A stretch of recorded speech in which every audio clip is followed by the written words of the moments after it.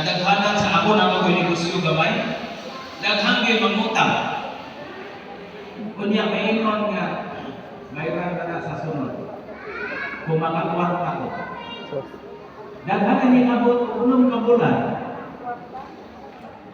Sukto nimo may insito pa. Maabot ang isa ka tuig. Hadto din ang kaganahan mo sukot.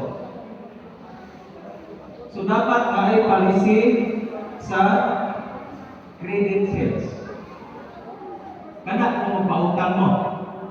Kasagaran na ba mga membro, maura ko yung mga utang. Tama, correct? May problema ang utang. Basta kay mutunog sahod. Pero itang sa PLC, kung pilara ka, adlaw ang inyong utang dapat bayaran. Dili kay mapag-ipagtang rin. Klaro ho na sa palisiya. Ibutang kung naabay pinalti kung malapas.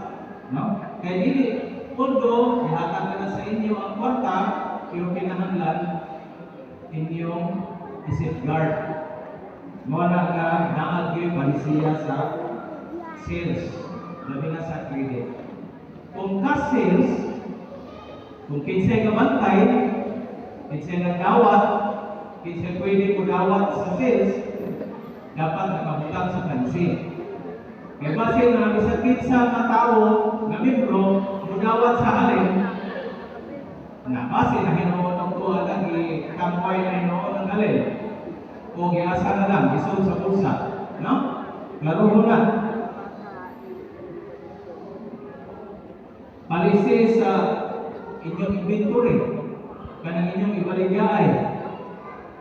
Gusto man, kung gulay, pila ka adlaw na pwede pa na ninyo ibaligya, may basil na lata na, baligya pag-ako ninyo. So, naipalisin ninyo na kung pila ka adlaw, di ka pag-harvest, kung saan ninyo ng gulay, bakit ito man na ninyo? Kaysa mabisa. No? Wala na. Palisi sa inyong equipment. May basil na naghamang ulam na inyong equipment. Kaya kung munggo, bibir, hulaman. Kunya di, wala giuli. Or gihulaman na guba. Saan di palisi na? Pahulaman ba? Dili. Or papitihan ba? O dili. So, naalay mga palisiya. Pagpamumpra sa inyong raw materials, I'm sure mga production business man ka, nagay raw materials na kinanglanon. No? O, pinsa may mamumpra. Dapat mahibalaan na sa palisi. No? Kaya, kung siya'y allowed na ilang allowance para mo mamupra. Kaya basin nga kung mo kay mamupra lagi, basin nga mas dako pa ang kaon kaysa ginansya. Ay, libre mo ka muna kaon, wala ka pag-order. Na, kaya dito man sa malong nga restaurant, basin nga ang nahulot, sobra libo, kaya pahitaon, kaya libre, na ay limit. So, na siya ay palisi. So, palisi ang una mo ninyo. Karon. Kaya kung wala palisiya, na ang sakto permanente ang itugyanan ninyo. Presuner, sakto siya permanente.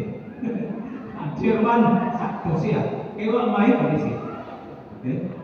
So, wala yung nakita. Tapos, ang inyong puhunan na 300,000, kung nakata sa business, dapat ang inyong income anak, dili ubos o 10% per month. Dapat ang return on investment in 1 year, kaya kayo na. Kung 300,000 yung puhunan, dapat ang inyong income in 1 year, more than 300,000. Should be 360,000. Kaya ang 10% sa business, mga pinaka-bala na business. Labi na ka ng production. Kanang maghimo o usa ka produkto, aron mahimong consumption sa katilingban. Nindot kayo na, kay makahatag mo o access nga sayon nalipay ko nga nagpulos og itlog. Kaya ito kung magpalitan itlog sa tanda. So dapat naa mo'y marketing diri una sa inyong atong locality. So nalipay ko nako nga naani ako willing ko mag-assist sa inyo tutok sa akong mahimo, no? Regarding anak ng mga pagpadagal sa business. Sa gikaingon ko na kanina policy may katong unahon. Kapital wala tayo problema. Kay nanay ng kapital. Ang expertise may kulang ninyo. Kaya wag mo maanan sa negosyo, di ba? Kasagaran ninyo dire na sa tayo hibawan. Pero masahista siguro ng uban, no? Manicurista. Pero about sa business siguro gamay ra. Bantayanan ang expertise. Ibasin ang expert pinaka tao tapos yes ka na po ng uban hantod nga ang nahibaw ni ay mauray na bulahan. Muna ang mga grupo, bantayan. So, kapital, nas expertise. Ang expertise, ma-earn na siya pinagi sa mga trainings, meetings, o doon ay mga importante nga i-feed gikan sa LGU. Aron mahimo sustainable. So, kanana murag taason ko ko pero murag ang uban mo na dalahin na mati. Dali ko makakita. Salamat